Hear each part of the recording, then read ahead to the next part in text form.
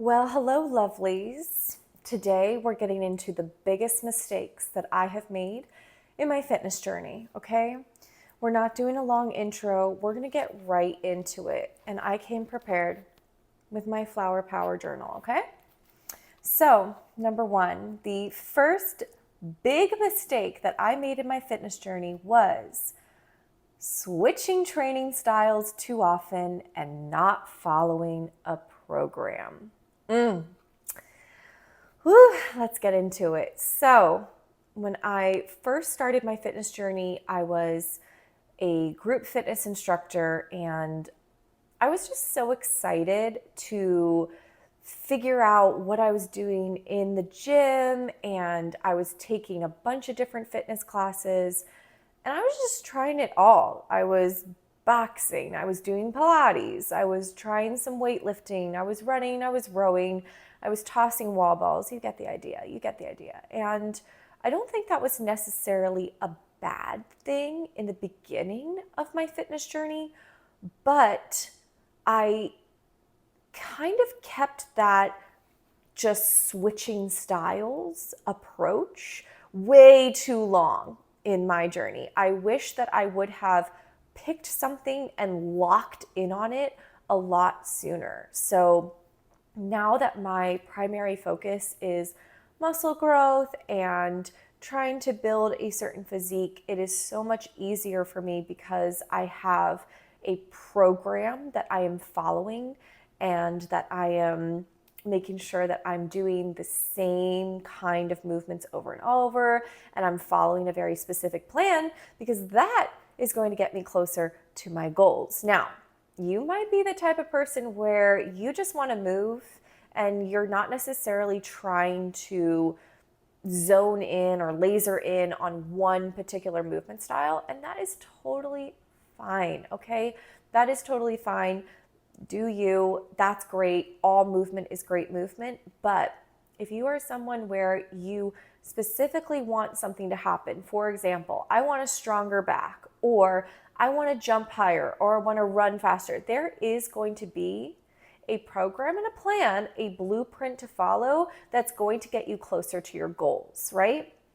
So that is a mistake that I made just in terms of me not necessarily reaching the goals that I wanted because I was constantly just switching what I was doing and trying new things and trying this thing or trying that trend. So let's not do that if we're trying to be specific. Okay, are you ready for number two? Not eating enough and not getting enough protein. I, as some of you know, am a former ballerina, and for me, overcoming the obstacle of I have to eat more, that was so tough. It was just so tough because I was still, even though I was training in the gym and I was trying to get stronger and I was working out, I was still eating in such a way where I was not getting enough nutrients. And you cannot put on muscle or change your physique or fuel your training if you're not eating enough. And it took me so long to really embrace that and just surrender all of my old habits and patterns around eating, especially with ballet.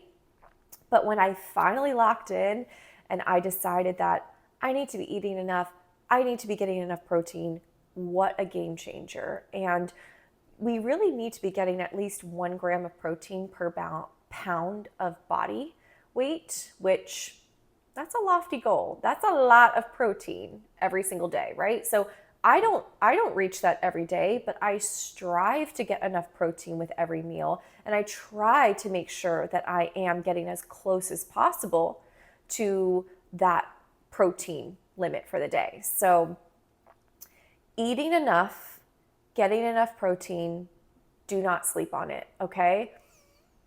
It is something where even if you can get a protein powder and start getting in your protein shake after your workout, I promise you, I have seen nothing but positive results from, number one, eating enough, fueling myself, not starving myself, and just getting enough protein that I can actually build muscle. I'm like, oh, okay, this is working. There's a reason why they're saying to do this. So make sure you do that. Number 3, not allowing myself to rest. I'm a little competitive, okay? I'm a little competitive with myself, as in, I want to be the best version of me. I want to push myself. I want to reach my goals. And I had it in my mind that if I was going to take a rest day or allow myself time off, that I was going to lose all my progress. I know, it's insane. It did not make any sense, but that is how I thought. And so I refused to take a rest day. I was like, I'm not going to rest. I'm going to keep pushing. I'm going to gain more because I'm not going to take a day off. And that was stupid. Okay? Don't do that. Your body needs to rest.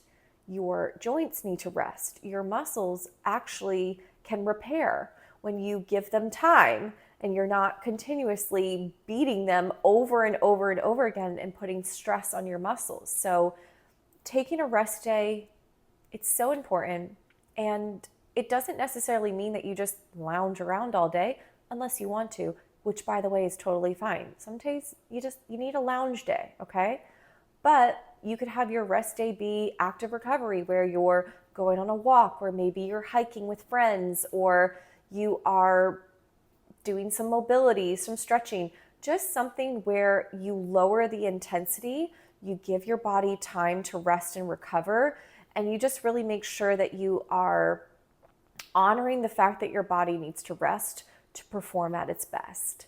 And that's going to give you even more energy in your workouts. So you're going to be able to make more progress when you are well rested. So I wish I could go back and undo some of that mentality of just thinking that I was getting ahead by not taking a rest. But listen, better late than never. Better late than never, okay? So let's go on to the next one.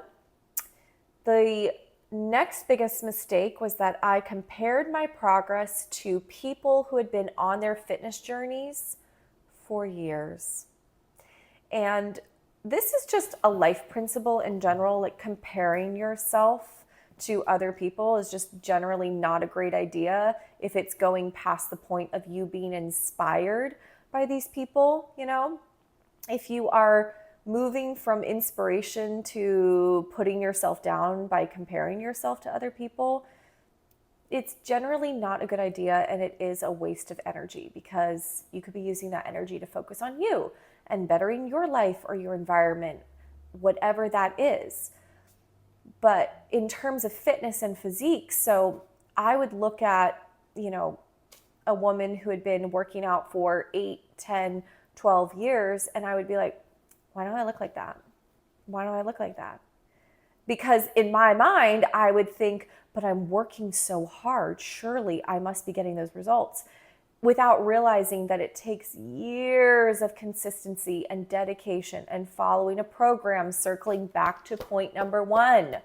Point number one, here we are again, following a program. You have to follow a plan to actually get to the goals that you want to reach. So don't compare your chapter 1 to somebody's chapter 15, and also just recognizing that you are on your own unique fitness journey. It does not matter what your body looks like compared to somebody else. You just have to do the best you can with what you've been given, and don't allow anything that you may see, whether it's in real life or social media. I feel like social media is the main place where we all go to compare ourselves to other people, but just, let's not do that. It's 2025.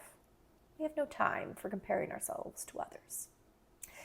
Okay, next, the last biggest mistake that I made in my fitness journey was I was pushing myself past the point of pain. And this is what I mean by that. So for example, if I had in my program for the day, do 15 barbell back squats, right? Fine, whatever. I would feel my low back hurting on rep 10, right? I would feel it on rep 10. And I would be like, oh, but I have to get to 15 reps or all of my progress is lost. And I would push myself past the point of pain. And that, you guys, don't do it. It is, in the long run, first of all, you could injure yourself. Second of all, you're not really gaining anything. Like, your body is not benefiting from pushing past that kind of pain. Now, working out is uncomfortable. Yeah, your heart rate's getting up. Yeah, your muscles are burning. Yeah, so discomfort is a good thing, but it has to be in the proper context. If you are in pain, if you are literally thinking to yourself, my low back is about to give out if I do one more squat, it's time to stop, okay? Put the ego to the side. She's not helping us right now. Bye, ego. Get out.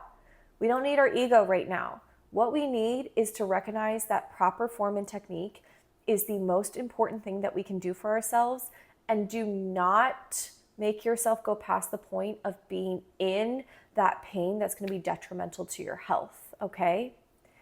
Focus on your form, technique, and it's totally okay to lower the weight if you need to, make adjustments, or maybe it's time to move on to a new exercise or try something else.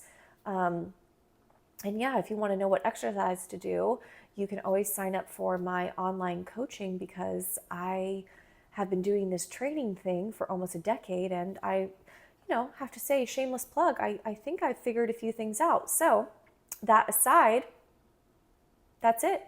Make sure that you are taking care of your body and don't push yourself too hard or too far.